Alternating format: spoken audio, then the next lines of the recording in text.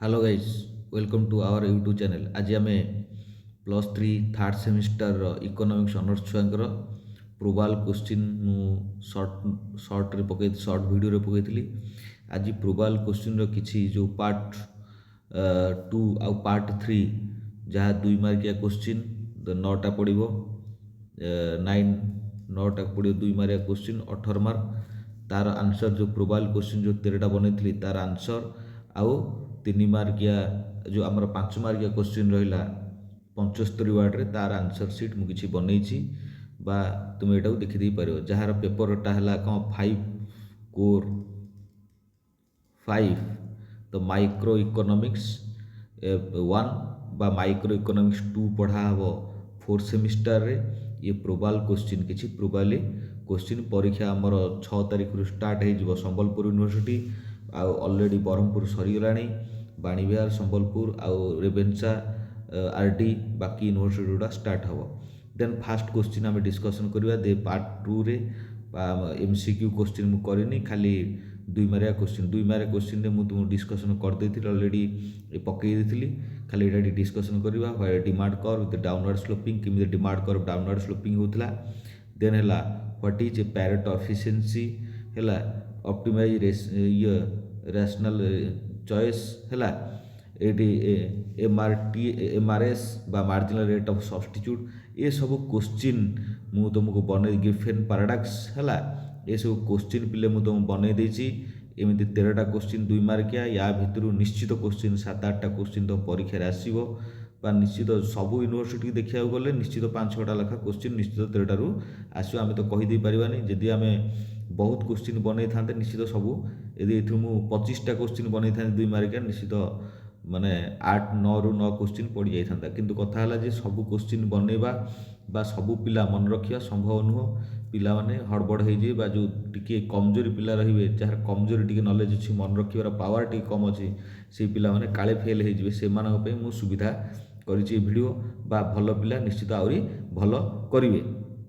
Then part three आमको 5टी question ये 8टी question करा पड़ो 8टी क्वेश्चन मूल्य है 5 मार्क लेखा 8टी क्वेश्चन करा पड़ो 5 मार्क लेखा ताले केते 40 मार्क है सी है 18 मार्क ये है 40 मार्क ये मु the relationship the R A R आउ M R the elasticity demand ये सब देती ये मुझे 10टा क्वेश्चन कर निश्चित 5-7टा क्वेश्चन पड़ो परीक्षा 4-5टा खंड क्वेश्चन निश्चित परीक्षा पड़ो कथा है कौन क्वेश्चन पैटर्न टी चेंज कर पिले दब बा टे बुले दे पारे से तुम्हें हड़बड़ हम ना ये जो टी कटि जाए एडिटिंग कटि जाइए किसी ना आईसीसी यहाँ लिखाई देख आमर जो 10 नंबर क्वेश्चन यहाँ किसी ना आईसीसी लिखाई ये आईसीसी माने आईसीसी माने इनकम कंजप्शन कर्व ये गोटे भेरी इंपोर्टाट क्वेश्चन तुम देख लंग टाइप क्वेश्चन मुझे 8टा खंड क्वेश्चन पढ़ुची परीक्षा से भाया क्वेश्चन बनई ये गोटे very important question.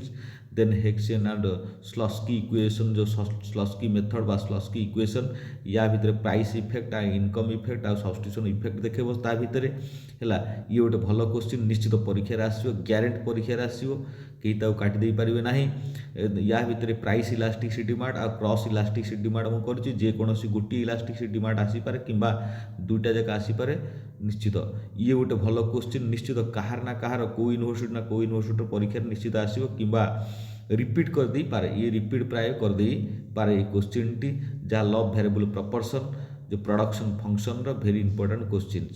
Then Cobb Douglas production function very important function ये निश्चित परीक्षा आसो। देन है प्रॉफिट मैक्सिमाइजेशन ये प्रॉफिट मैक्सिमाइजेशन कौन यूज सिंपल डेरिवेटिव आम ताकू डेरिवेटिव बा मैथमेटिकल फॉर्म रे टिके यूज करवा ये यूज करवा जेहेतु आम इकोनॉमिक्स ऑनर्स नहीं पढ़े ये पेपरटा हूँ टिके टेक्निकल पेपर बा माइक्रो इकोनॉमिक्स टेक्निकल पेपर तुम्हें यदि ये जो पिला माने भावुच आम काले बैक फैक लगे तुम्हें यदि यही सर्ट टाइप माने मु आंसर बनई 2 मार्किया 5 मार्किया तुम्हें से सर्ट टाइप पढ़ीदेव निश्चित पास हो या भितर तुमको रैंडमली 3टा कि 2टा कि 4टा क्वेश्चन यदि तुम प्रिपेयर हो फेल होवार चांस ना जो मैंने जितेटा क्वेश्चन प्रिपेयर हो से अनुसार तुम मार्क रख भल मार्क रखी short term long term supply long run supply जहाँ କ'ଣ କର୍ଭ ଅଫ୍ କମ୍ପିଟେଟିଭ୍ ମାର୍କେଟ ୟାକୁ ଡିସ୍କସ୍ କର। Then last question very important question discuss the consumer utility maximisation the two goods models. ଇଏ ସବୁ ଗୁଡ଼ାକ 8ଟାକ କି କାହାକୁ କମ୍ ନାହିଁ। ନିଶ୍ଚିତ ଲଙ୍ଗ୍ ଟାଇପ୍ ତୁମେ 8ଟାରୁ ଯେଉଁ ଲଙ୍ଗ୍ ଟାଇପ୍ ଆସୁଛି ନିଶ୍ଚିତ ତୁମକୁ 3ଟା 4ଟା ଲଙ୍ଗ୍ ଟାଇପ୍ ଆସୁଥିବ, ଯାହା ତୁମେ ଆରାମସେ ଯେଉଁ 4ଟାକ ଲଙ୍ଗ୍ ଟାଇପ୍ ତୁମେ କରିଦେଇପାରିବ। 4ଟାକ ଲଙ୍ଗ୍ ଟାଇପ୍ର ମୂଲ୍ୟ ରହିଲା, ମୁଁ ତୁମକୁ ଏଠି କହିବାକୁ ଭୁଲି ଯାଇଛି। 4ଟାକ ମୂଲ୍ୟ ରହିଲା ବର୍ତ୍ତମାନ NEP ଅନୁସାରେ କ'ଣ 8 ମାର୍କ ଲେଖା କ୍ୱେଶ୍ଚିନ୍ ହେଲା। ଇଏ 8 ମାର୍କ ଲେଖା କ୍ୱେଶ୍ଚିନ୍ କେତେ ତୁମେ 4ଟା ବନେଇବ, ଯାହା ହେଲା 32 ମାର୍କ। ବୁଝିଲା ତ? ସିଏ ହେଲା 32 ମାର୍କ, ଇଏ ହେଲା କେତେ ନା ଆପଣଙ୍କର 18 ମାର୍କ ହେଲା। 32 18 ଆପଣଙ୍କର ହେଇଗଲା, ଇଏ ହେଲା କେତେ 50 ମାର୍କ ହେଇଗଲା। ସିଏ 40 ମାର୍କ 90 ମାର୍କ, ଆଉ ମଲ୍ଟିପ୍ଲ ଚଏସ୍ ତୁମକୁ 10 ମାର୍କ ଆସିବ। ଯଦି ମଲ୍ଟିପୁଲ୍ ଚଏସ୍ରେ ତୁମମାନେ ଭାବୁଛ କାଳେ ଆମେ ଭୁଲ ଭାଲ କରିଦେବୁ, ତୁମକୁ ଯାହା ଗୋଟେ ଯୋଡ଼େ ଯେଉଁଟା ଠିକ୍ ଆସୁଛି ସେଇଟା କରିଦେବ। ବାକି ଗୁଡ଼ା ତୁମେ କ'ଣ କରିବ ABCD କରିକି ଯେଉଁଟା ହେଲେ ଗୋଟିଏ ପଟିଆ ମାରିଦେବ। ୟା ଅର୍ଥ ସେପଟେ ମାରିବ ଯଦି ନିଶ୍ଚିତ 2-3ଟା ଠିକ୍ ହେବ। ତୁମକୁ ଆସୁଥିବ 2-3ଟା, ନିଶ୍ଚିତ 10ଟାରୁ ଯଦି 5ଟା 6ଟା ଠିକ୍ ହେଇଗଲା କିଛି ଅସୁବିଧା ନାହିଁ।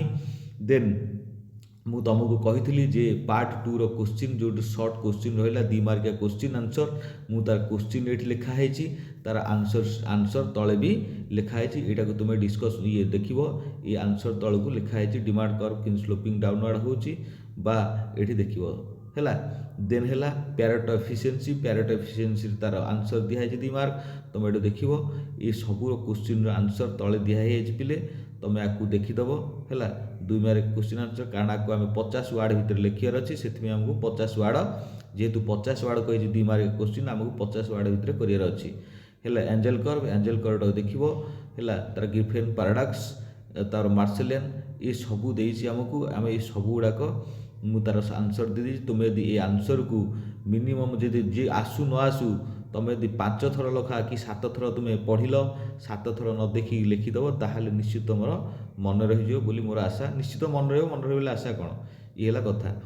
ତାପରେ ଏଇଟା ହେଲା କ'ଣ ନା ପାର୍ଟ 3ର, ପାର୍ଟ 2 ଗଲା, ପାର୍ଟ 3 ହେଲା। ପାର୍ଟ 3ର ଯେଉଁ 75 ୱାର୍ଡ଼ରେ ଯେଉଁ ଆନ୍ସର୍ ତୁମେ କରିବ, ଏ 75 ୱାର୍ଡ଼ରେ ଆନ୍ସର୍ ବା 5 ମାର୍କିଆ କ୍ୱେଶ୍ଚିନ୍ ଇଏ ତୁମେ ୟାକୁ କରିବ। ଯେଉଁମାନେ ଟିକେ ଡାଇଗ୍ରାମ୍ ୟୁଜ୍ କରିବ ଭଲ କଥା। ଏଇଠି ଡାଇଗ୍ରାମ୍ କରି ହେଲାନି, ଯେହେତୁ DTP ମୋର ନାହିଁ, ଲ୍ୟାପଟପ୍ ନାହିଁ। ଲ୍ୟାପଟପ୍ ଥିଲେ ମୁଁ ତ କରିଦେଇଥାନ୍ତି, ମୋବାଇଲରେ ବନେଇବା ବଡ଼ କଷ୍ଟଦାୟକ ହେଲା, ଡାଇଗ୍ରାମ୍ ବନେଇ ହେଲା ନାହିଁ। ନେକ୍ସଟ ଟାଇମ୍ ମୁଁ ତୁମକୁ ଡାଇଗ୍ରାମ୍ ଚେଷ୍ଟା କରିବି ପେଣ୍ଟାପ୍ରେ ବନେଇକି ବା କିନ୍ତୁ କ'ଣ କରିକି ଡାଇଗ୍ରାମ୍ ବନେଇବା ବ୍ୟବସ୍ଥା କରିବି, ଯେହେତୁ କମ୍ ସମୟ ଅଛି ତୁମକୁ ଡାଇଗ୍ରାମ୍ ବନେଇ ହେଉ ନାହିଁ। ଇଏ ହେଲା ଫାର୍ଷ୍ଟ କ୍ୱେଶ୍ଚିନ୍। ସେକେଣ୍ଡ କ୍ୱେଶ୍ଚିନ୍ ସବୁ କ୍ୱେଶ୍ଚିନ୍ ଗୁଡ଼ାକ ଲେଖା ହେଇଛି, ତାର ଯେଉଁ ସର୍ଟରେ ଖାଲି ଲେଖିଛି AC ଆଉ MC କର୍ଭ ସ୍ଲୋପ୍ ହେଲା। ଇଏ ହେଲା କ୍ୱେଶ୍ଚିନ୍ ଆନ୍ସର୍ ଦିଆହେଇଛି। ତୁମେ ଏଇ ଆନ୍ସର୍ ତୁମେ ଅତି କମ୍ରେ ଯେଉଁ ପିଲା ମନେ ରହିପାରୁନି, ଯେ ଭାବୁଛି ଯଦି ମନେ ରହୁନି, ତୁମେ ବାରମ୍ବାର ଯଦି ଲେଖିବ ନିଶ୍ଚିତ ତୁମର ଇଏ ହେଇଯିବ, କିଛି ଅସୁବିଧା ନାହିଁ। ତାର ୟାର ଆନ୍ସର୍ ସିଟ୍ ଦିଆହେଇଯାଇଛି ହେଲା। ଲଙ୍ଗ୍ ଟାଇପ୍ ତୁମେ ମିନିମମ୍ ଲଙ୍ଗ୍ ଟାଇପ୍ ଯଦି 3ଟି ଖଣ୍ଡେ କି 2ଟା ଖଣ୍ଡେ ଅତି କମ୍ ଯଦି ଘୋଷିଦେବ, ତାହେଲେ ତୁମେ ଫେଲ୍ ହେବ ନାହିଁ। ଏମିତି ଘୋଷିବ ଯେ କମା ଫୁଲ୍ ଷ୍ଟପ୍ ଛାଡ଼ିବନି, ତାହେଲେ ତୁମେ ହେଉନି କମା ଫୁଲ୍ ଷ୍ଟପ୍ ଛାଡ଼ିବ କ'ଣ ପାଇଁ, ସେମିତି ଘୋଷିଦେବ, ଭଲ ସରିଲା ହେଲା। ତାହେଲେ ମୁଁ ଦେଖ ଏ ସବୁ ଗୁଡ଼ାକ ଆନ୍ସର୍ ବନିଆ ହେଇଯାଇଛି। 10ଟି ମୁଁ ଇଏ ଦେଇଥିଲି, କେତେ 5 ମାର୍କିଆ 10ଟି ଦେଇଥିଲି। 10ଟାରୁ ନିଶ୍ଚିତ 3-4ଟା କି 5ଟା ପ୍ରତି ୟୁନିଭର୍ସିଟିରେ ଆସିବ। ତାହେଲେ ମୁଁ ଏତିକି ଆମର ଯେଉଁ ପ୍ରୋବାଲ୍ କ୍ୱେଶ୍ଚିନ୍ର ଆନ୍ସର୍ ସିଟ୍ ମୁଁ ପକାଇ ଦେଇଛି, ତୁମେ ଦେଖିବ। କାରଣ ଆକୁ ଡିସ୍କସନ୍ କଲାବେଳକୁ ଟାଇମ୍ ପଳେଇବ, ଡିସ୍କସନ୍ କରିବାକୁ ଆମ ପାଖରେ ସମୟ ନାହିଁ। 6 ତାରିଖରେ ଆମର ସମ୍ବଲପୁର ୟୁନିଭର୍ସିଟିର ପରୀକ୍ଷା, ବାକି ୟୁନିଭର୍ସିଟିର 7-8 ଭିତରେ ସବୁ ପରୀକ୍ଷା ଷ୍ଟାର୍ଟ ହେଇ ଜାନୁଆରୀ ମାସରେ। ତୁମମାନେ ତ ଏକ୍ସମାସ ଛୁଟିରେ ତୁମେ ବ୍ୟସ୍ତ ଥିବ, ୟାକୁ ଏତେ ଡିସ୍କସନ୍ କରି ହେବ ନାହିଁ। ତୁମେ ଟିକେ ଲାଇକ୍ କର, ସେୟାର କର ଆଉ ସବସ୍କ୍ରାଇବ୍ କର। ଦେଖିବା ଆଗକୁ ଆମ ଚ୍ୟାନେଲ୍ ଯିବ। ଦେନ୍ ତୁମମାନଙ୍କୁ ଯେତେବେଳେ 4th ସେମିଷ୍ଟାର ହେବ, ତୁମମାନଙ୍କୁ ଆଉ ଟିକେ ସୁବିଧା ହେବ। ମୁଁ ତାର ମ୍ୟାଥମେଟିକ୍ସ ଆଉ 4th ସେମିଷ୍ଟାରରେ ଦେଖିବ ଲଜିକ୍ ଆଉ ରିଜନିଂ ପେପରଟା ଯେଉଁ ଅଛି 100 ମାର୍କସର, ସେଇଟାକୁ ମୁଁ ପଢ଼େଇବି, ଯେଉଁଠି ତୁମମାନେ ଇଜି ଟୁ ଅଣ୍ଡରଷ୍ଟାଣ୍ଡିଂ ଯେତେ ସୁବିଧାରେ ତୁମେ କରିପାରିବ। ଯେକୌଣସି ତୁମେ ୟା ପରେ ଯେତେବେଳେ BED ଏଣ୍ଟ୍ରାନ୍ସରେ ବସିବ ବା ଯେକୌଣସି ଗଭର୍ଣ୍ଣମେଣ୍ଟ ଚାକିରିରେ ବସିବ, ମ୍ୟାଥମେଟିକ୍ସ ରିଜନିଂ ନିଶ୍ଚିତ ପରୀକ୍ଷାରେ ଆସିବ। ଆଉ ସେଇ ମ୍ୟାଥମେଟିକ୍ସ ରିଜନିଂ ଯିଏ ଭଲ କରିଦେଲା, ନିଶ୍ଚିତ ଦେଖିବ ଗଭର୍ଣ୍ଣମେଣ୍ଟ ଚାକିରି ପାଇବାକୁ ହେଲେ 2ଟା ଜିନିଷ ତୁମକୁ କରିବାକୁ ପଡ଼ିବ। ଗୋଟେ ହେଲା ଇଂଲିଶ, ଗୋଟେ ହେଲା ମ୍ୟାଥମେଟିକ୍ସ। ମ୍ୟାଥମେଟିକ୍ସଟାକୁ ତୁମେ ଯେତେ କରିପାରିବ, କାରଣ ଇଂଲିଶ କେଉଁଠି ନା କେଉଁଠି ତୁମକୁ କାଳେ ଭୁଲ ହେଇଯିବ ବା ପିଲାମାନେ ଆମର ଟିକେ ଓଡ଼ିଶାର ପିଲାମାନେ ଟିକିଏ କମଜୋରି ଥାନ୍ତି।